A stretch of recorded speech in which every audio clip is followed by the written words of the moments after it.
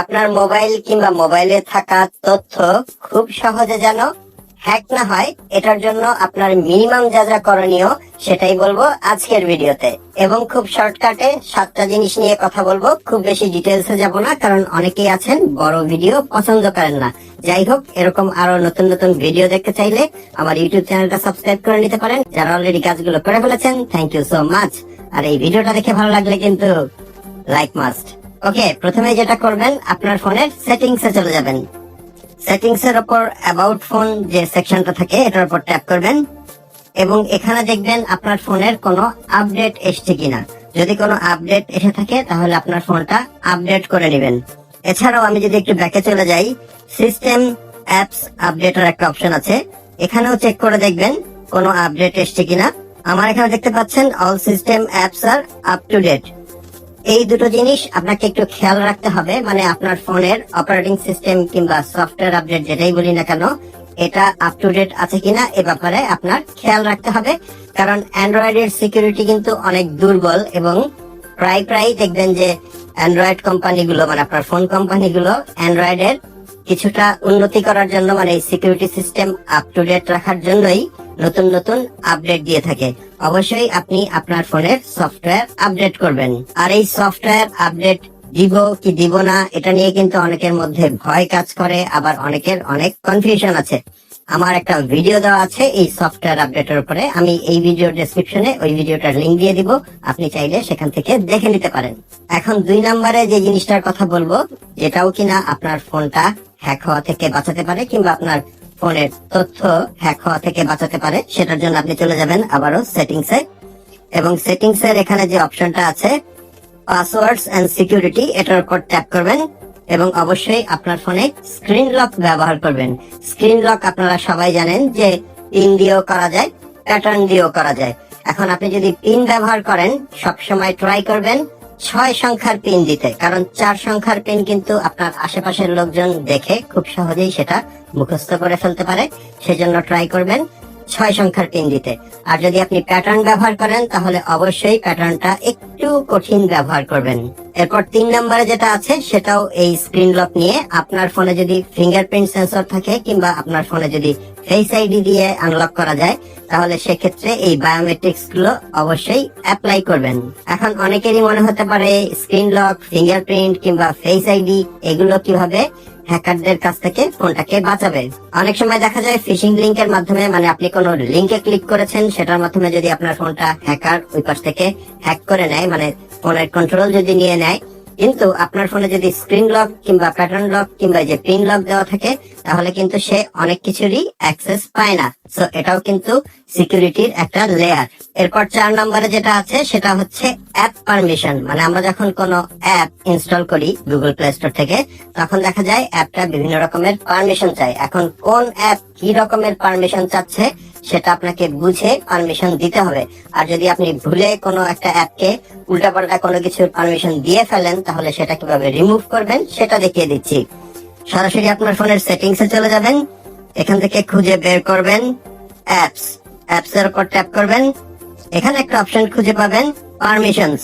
Permissions এর উপর tap করবেন, এখানে আবারও পারমিশনস দেখতে পাচ্ছেন, এটার উপর ট্যাপ করবেন। এখন আমার ফোনের যেসব জিনিসপত্রগুলো আছে, মানে body sensors, calendars, call logs, camera, contacts, files, location, microphone, আরো যেসব জিনিস যেগুলো কিনা বিভিন্ন অ্যাপের সাথে শেয়ার করা, মানে পারমিশন দেওয়া আছে, সেগুলো লিস্ট কিন্তু এখানে আছে।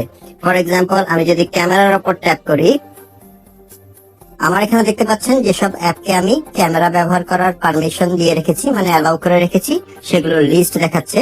এখন কোনো কারণে ধরে নিচ্ছি মেসেঞ্জারকে আমি আর ক্যামেরা ব্যবহার করার পারমিশন দিব না, তাহলে আমি যেটা করব, মেসেঞ্জারের উপর ট্যাপ করব এবং এখান থেকে ডোন্ট অ্যালাউ যে অপশনটা আছে সেটার উপর ট্যাপ করে সিলেক্ট করে দিব। মানে আপনি যদি এমন কোন অ্যাপ ইনস্টল করেন, ফর এক্সাম্পল আপনি একটা গেমস ইনস্টল করছেন, মানে গেমিং অ্যাপ ইনস্টল করছেন, সেক্ষেত্রে সেটা যদি আপনার ফোনের ক্যামেরার অ্যাক্সেস চায় কিংবা মাইক্রোফোনের অ্যাক্সেস চায়, তাহলে বিষয়টা কিন্তু একটু সন্দেহজনক।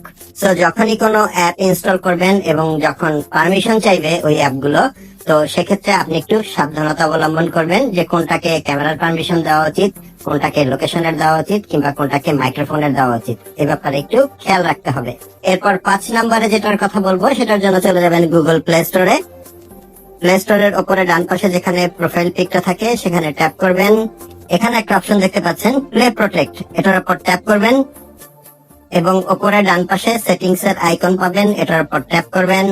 আমার এখানে দেখতে পাচ্ছেন scan apps with play protect, এটা অন করা আছে, এবং ইমপ্রুভ হার্মফুল অ্যাপ ডিটেকশন এটাও অন করা আছে। আপনার এখানে যদি এই দুটো অফ করা থাকে তাহলে এই দুটো অন করে নেবেন। এখান থেকে যদি আমি একটু ব্যাকে চলে যাই এবং এরপর যদি স্ক্যানে ট্যাপ করি, এখানে দেখতে পাচ্ছেন নো হার্মফুল অ্যাপস ফাউন্ড। এই প্লে প্রোটেক্ট অন থাকলে যেটা হয়, আপনি যেসব অ্যাপ ইনস্টল করেছেন গুগল প্লে স্টোর থেকে কিংবা আপনার ফোনে যেসব অ্যাপ ইনস্টল করা আছে এগুলোর মধ্যে যদি অ্যাডওয়্যার, স্পাইওয়্যার কিংবা ম্যালওয়্যার থাকে, প্লে প্রোটেক্ট কিন্তু সেটা ডিটেক্ট করতে পারে এবং আপনাকে কিন্তু নোটিফাই করবে যে আপনার ফোনে হার্মফুল অ্যাপ আছে এবং সেটা কোনটা সেটা কিন্তু সে বলে দিবে। তখন আপনি সেই অ্যাপটা আনইনস্টল করে নিতে পারবেন। আর এসব ক্ষতিকারক অ্যাপ আপনি অবশ্যই ফোন থেকে আনইনস্টল করে দিবেন, কারণ এগুলোর মাধ্যমে কিন্তু আপনার ফোনের অনেক তথ্য অন্য মানুষের কাছে চলে যায়। এরপর 6 নম্বরে যেটা আছে সেটা হচ্ছে 2 ফ্যাক্টর অথেন্টিকেশন। আপনার জিমেইল হোক, ফেসবুক হোক, হোয়াটসঅ্যাপ হোক, যেসব সোশ্যাল মিডিয়া অ্যাপ কিংবা কলিং অ্যাপ, এছাড়াও যেসব অ্যাপে 2 ফ্যাক্টর অথেন্টিকেশন অন করা যায়, আপনি অবশ্যই আপনার ওই অ্যাপগুলোতে 2 ফ্যাক্টর অথেন্টিকেশন ব্যবহার করবেন। এটা আপনারা অনেকেই জানেন যে 2 ফ্যাক্টর অথেন্টিকেশন অন করা থাকলে যেটা হয় সেটা হচ্ছে গোপনে কেউ যদি আপনার ইউজার নেম এবং পাসওয়ার্ড জেনেও থাকে, সে কিন্তু একটা ভেরিফিকেশন কোড ছাড়া অন্য কোথাও আপনার কোনো অ্যাকাউন্ট লগ ইন করতে পারবে না। আবার আমাদের মাঝে অনেকের একটা ভ্রান্ত ধারণা আছে কিংবা ভয় আছে, সেটা হচ্ছে অনেকে আমাকে কমেন্টে জানান যে ভাইয়া আমি তো আমার জিমেইলে 2 ফ্যাক্টর অথেন্টিকেশন অন করেছিলাম কিংবা ফেসবুকে 2 ফ্যাক্টর অথেন্টিকেশন অন করেছিলাম আমার ফোন নাম্বার দিয়ে, সেই ফোনটা আমার চুরি হয়ে গিয়েছে কিংবা সেই সিমটা আমার হারিয়ে গেছে, এক্ষেত্রে আমি কি করব? আপনারা সবসময় মনে রাখবেন, বাংলাদেশে কিংবা দুনিয়ার যে কোনো জায়গায় সিম কিন্তু রিপ্লেসেবল। মানে আপনি যখন আপনার নিজের সিমটা হারিয়ে ফেলবেন, আপনি কিন্তু কাস্টমার কেয়ারে গেলেই আপনার ওই নাম্বারের আবার নতুন করে একটা সিম নিয়ে আসতে পারছেন। তাই সিম হারিয়ে যেতে পারে, চুরি হয়ে যেতে পারে, নষ্ট হয়ে যেতে পারে, এই ভয়ে আপনি আপনার ফোন নাম্বার দিয়ে 2 ফ্যাক্টর অথেন্টিকেশন অন করবেন না। এটা কিন্তু হতে পারে না। অবশ্যই আপনি আপনার এই অ্যাপগুলোতে 2 ফ্যাক্টর অথেন্টিকেশন অন রাখবেন। এখন সর্বশেষ এবং 7 নম্বরে যেটার কথা বলবো সেটা হচ্ছে, আমাদের মাঝে অনেককেই দেখা যায় সারাক্ষণ ফ্রি ওয়াইফাই খুঁজতে থাকেন। মানে হয়তো কোনো মার্কেটে গিয়েছেন, কোনো কফি শপে গিয়েছেন, কোনো রেস্টুরেন্টে, সেখানে যে ফ্রি ওয়াইফাইটা থাকে মানে পাবলিক ওয়াইফাই, সেটা তারা ব্যবহার করতে খুবই ইন্টারেস্টেড। সারা পৃথিবীতে সবচেয়ে বেশি ফোন হ্যাক হয় এই ফ্রি ওয়াইফাই ব্যবহার করার ক্ষেত্রে। সো ফ্রি ওয়াইফাই ব্যবহার করার ক্ষেত্রে অবশ্যই সাবধান থাকবেন। আপনি যখন ফ্রি ওয়াইফাই ব্যবহার করছেন তখন কোনো ব্যাংকিং ট্রানজাকশন করবেন না কিংবা কোনো কিছুতে লগ আউট করা থাকলে সেটাতে লগ ইন করবেন না। মানে যেখানে যেখানে পাসওয়ার্ড কিংবা পিন দিতে হয় সেগুলো ব্যবহার করবেন না।